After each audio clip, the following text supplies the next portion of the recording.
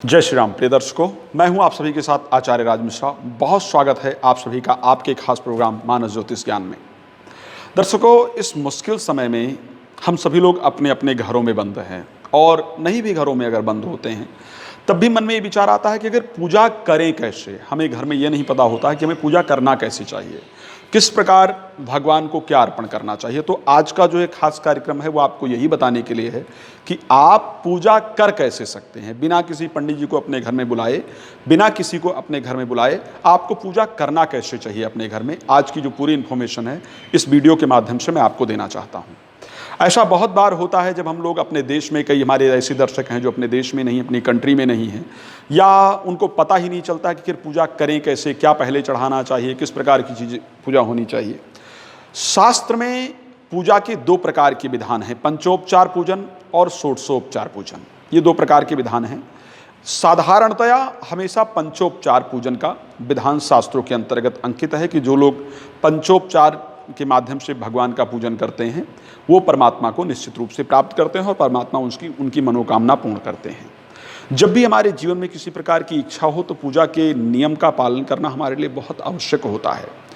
किसी भी देवी देवता की आप पूजा करें, चाहे भगवान गणेश जी की करें, चाहे लक्ष्मी जी की करें, चाहे सरस्वती जी की करें, चाहे राम जी की करें, चाहे हनुमान जी, किसी भी देवता की पूजा करें, नियम हमेशा आपके लिए यही है जो मैं बताने जा रहा हूँ। इसी नियम से आपको हमेशा पूजा करना होता है और अगर इस नियम से आप पूजन करते हैं अपने घर में तो निश्चित रूप से परमात्मा का शुभ आशीर्वाद आपको प्राप्त होता है। मैं यहाँ पर, क्योंकि हमारे पास मूर्ति है भगवान गणेश जी की बहुत बड़ी, तो हम इनका पूजन करके आपको दिखाएंगे।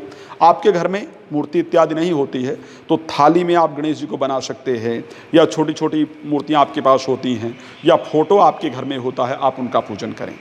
5 चीज़ें पूजा में हमारे पास क्या होनी चाहिए। अगर हम अपने डेली रूटीन की पूजा की बात करें तो 5 चीज़ें हमारे पास पूजा में क्या होनी चाहिए, सबसे पहले मैं आप सबको वो बताना चाहता हूँ। 5 चीज़ों में सबसे महत्वपूर्ण जो चीज़ है वो जल हमारे पास ज़रूर होना चाहिए। देखिए, हमारे पास पानी है, जल हमारे पास ज़रूर होना चाहिए पूजा में। जल के बाद जो पंचोपचार पूजन में दूसरी चीज़ हमारे पास आती है वो आती है हमारे पास मोली। ये जो धागा बांधते हैं हम हाथ में, मोली हमारे पास पूजन में ज़रूर होना चाहिए। तीसरी हमारे पास जो इनके बाद चीज़ें महत्वपूर्ण पूजा में आती है वो हमारे पास आता है फूल, हमारे पास पूजा में ज़रूर होना चाहिए। ये तीसरी महत्वपूर्ण चीज़ है कि फूल और चावल हमारे पास पूजा में ज़रूर होना चाहिए। फिर हमारे पास क्या होना चाहिए, टीका, ये तिलक जो है ये पूजा में ज़रूर होना चाहिए। और उसके बाद हमारे पास होना चाहिए मिठाई, मिठाई हमारे पास पूजा में ज़रूर होनी चाहिए। और फिर हमारे पास पूजा में होना चाहिए फ्रूट, फल ज़रूर पूजा में होना चाहिए। तो क्या हो गया हमारे पास, एक हो गया फल, दूसरा हो गया टीका, तीसरा हो गया मोली, चौथा हो गया मिठाई और पांचवा हो गया फूल चावल। जल की गिनती पंचोपचार पूजन में नहीं होती है। 5 चीज़ों से भगवान की पूजा करने को कहा जाता है पंचोपचार पूजन। ये 5 चीज़ों से पूजन करने पर आप किसी को भी ना बुलाएं, किसी भी ओकेजन पे, चाहे आपके यहाँ जन्मदिन है या मैरिज एनिवर्सरी है, या वैसे भी रोज़ अगर भगवान को आप 5 चीज़ें अर्पण करते हैं तो ऐसे कंडीशन में ये पूर्ण पूजा जो आपकी है वो मानी जाती है। तो ये है पंचोपचार पूजन का विधान। अब कैसे करें, ये 5 सामग्रियाँ आपको ज़रूर इकट्ठा करके रखनी होती है। अगर रोज़ इन 5 सामग्रियों से आप पूजा कर पाएँ तो बहुत अच्छी बात है। आखिर कैसे करें पूजा को, किस प्रकार हमें पूजा करनी चाहिए। तो पहले सबसे आप जब पूजा करने बैठें तो किसी आसन पर जरूर बैठें, ज़मीन पर पूजा करने नहीं बैठना चाहिए। मैं खड़े होकर पूजन कर रहा हूँ कि हमारी मूर्ति बड़ी है, तो ज़मीन पर बैठकर नहीं, किसी आसन पर बैठ करके पूजा करें। पूजा करते वक्त आपका मुख या तो उत्तर की तरफ हो या पूरब की तरफ हो, और उसके साथ साथ उत्तर या पूर्व की तरफ आपका मुख हो, या ईशान कोण, यानी उत्तर पूर्व नहीं, बिल्कुल बीच में हो, ना उत्तर में ना पूर्व में। ये 3 स्थान जो है पूजा के लिए महत्वपूर्ण है। अब सबसे पहले हम क्या करेंगे, यहाँ पर ये जल जो होता है उसको लेकर के शास्त्र कहता है कि आप नहा करके आए हैं ये नहीं, जब पूजा में बैठें तो अपने ऊपर एक बार जल का छींटा जरूर लगा लेना चाहिए आपको। फिर उसके बाद 3 बार ऐसे जल हाथ में डाल करके क्या बोलना चाहिए, केशवाय नमः, माधवाय नमः, नारायणाय नमः। ऐसे 3 बार, केशवाय नमः, माधवाय नमः, नारायणाय नमः, ऐसे 3 बार ये जल को ऐसा पी लेना चाहिए। पीने के बाद फिर इसको हाथ जरूर एक बार धो लेना चाहिए।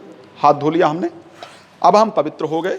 फिर हमें टीका अपने माथे पर जरूर लगाना चाहिए। मैंने तिलक लगा रखा है, आपको इस उंगली से, ये वाली उंगली जो है इसके इस उंगली से आपको माथे पर तिलक जरूर लगा लेना चाहिए। ठीक है, इस प्रकार हम माथे पर तिलक लगाते हैं। और तिलक लगाने के बाद हम श्रद्धा से सबसे पहले हाथ में क्या करेंगे, फूल और चावल लेंगे। ठीक है, फूल चावल हम ऐसे हाथ में लेते हैं और ऐसे हाथ जोड़ते हैं भगवान से, और जो भी मन में गणेश जी का पूजन कर रहे हैं तो भगवान गणेश जी का नाम, लक्ष्मी जी का कर रहे हैं, जिस भी देवता कर रहे हैं उनके नाम का 11 बार जप करके उनसे मन में प्रार्थना करें कि हे प्रभु, आप श्रद्धा से यहाँ पर आएँ, हम आपका पूजन करना चाहते हैं, आप यहाँ पर विराजमान हो। इस प्रकार की प्रार्थना करते हुए फूल चावल हाथ में लेकर के फिर उनके चरणों में ऐसे चढ़ा देना है आपको। ठीक है, यानी हमने भगवान को यहाँ पर बुला लिया, उनका आवाहन कर लिया। अब चढ़ाने के बाद हमें क्या करना है, चढ़ाने के बाद हमने क्या करना होता है कि यहाँ पर जो ये पानी है इसका छींटा जल से जो है वो भगवान को छींटा लगा देना होता है। ऐसे हमने छींटा लगा दिया, यानी भगवान को हमने स्नान करा दिया। अब हमें आगे क्या करना है, वस्त्र, ये जो मोली है इसको तोड़ना है और भगवान को अर्पण कर देना है। ऐसे मोली हमने चढ़ा दिया। मोली चढ़ाने के बाद हमने क्या करना है, भगवान को टीका लगाना है। ऐसे हमने टीका उठाया और भगवान को लगा दिया। अगर भगवान की वहाँ पर मूर्ति वगैरह छोटी है उसमें लगा सकते हैं, नहीं तो सिर्फ भगवान का ऐसे स्मरण करके छींटा सा मार सकते हैं तिलक का। टीका लगा दिया। टीका लगाने के बाद फिर हमने फूल चावल भगवान को जरूर चढ़ाना होता है। भगवान को हमने फिर से फूल चावल अर्पण कर दिया। फूल चावल अर्पण करने के बाद फिर भोग के लिए आपने घर में हलवा बनाया है, खीर बनाया है, घर का खाना है, वो भी भोग लगा सकते हैं। जरूरी नहीं कि बाहर से मिठाई लाकर भोग लगाना है, या घर में मिश्री रखा है, पंचमेवा रखा है, उसका भोग लगा सकते हैं। तो श्रद्धापूर्वक हमने भगवान गणेश जी को ये भोग चढ़ा दिया। ये किसी का पूजन कर रहे हैं, मैं यहाँ गणेश जी को दिखा रहा हूँ, आप किसी के पूजन में भी इस चीज़ का प्रयोग कर सकते हैं। वो चढ़ा दिया। फिर बाद में हमने ये फल भगवान जी को अर्पण कर दिया, भगवान को फल अर्पण कर दिया।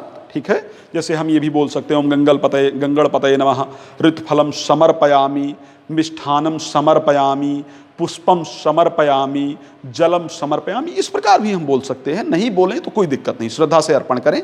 उसके बाद फूल चावल हाथ में लेकर के यदि कोई मंत्र भगवान का आपको आता है, जैसे गणेश जी का कोई मंत्र आता है, लक्ष्मी जी का आता है, राम जी का आता है, नहीं आता है तो कुछ नहीं, गंगणपतये नमः, ओम गंगणपतये नमः, ओम गंगणपतये नमः, ओम लक्ष्मी माता देव्ये नमः, या ओम सरस्वती माता देव्ये नमः, या ओम राधा कृष्णाय नमः, जो भी आपको आता है हाथ जोड़ करके प्रार्थना कर लें और मन में इस प्रकार की प्रार्थना कि हे प्रभु, मैंने श्रद्धा से आपको सब कुछ अर्पण किया है, यदि फिर भी मुझसे कोई गलती हुई हो तो उन्हें माफ़ कर दीजिए, और जो मैंने अर्पण किया है उसको स्वीकार करें, मेरे ऊपर, मेरे परिवार के ऊपर अपना शुभ आशीर्वाद प्रदान करें। और जो भी आपके मन की कामना है कि मुझे बुद्धि प्रदान करें, मुझे विद्या प्रदान करें, मुझे धन प्रदान करें, वो अपने मन में श्रद्धापूर्वक आपको प्रार्थना कर लेनी है। उसके बाद क्या करना है, यहाँ पर दिया जला हुआ है, आपको क्या करना है, दिया जला लेना है। तो दिया जला के फिर श्रद्धा से आरती कैसे होनी चाहिए, आरती ऐसे हो कि ओम की आकृति बने, ऐसे करना है, फिर ऐसे करके, फिर ऐसे घुमा करके, फिर ऐसे 3 बार आरती आपको करना है।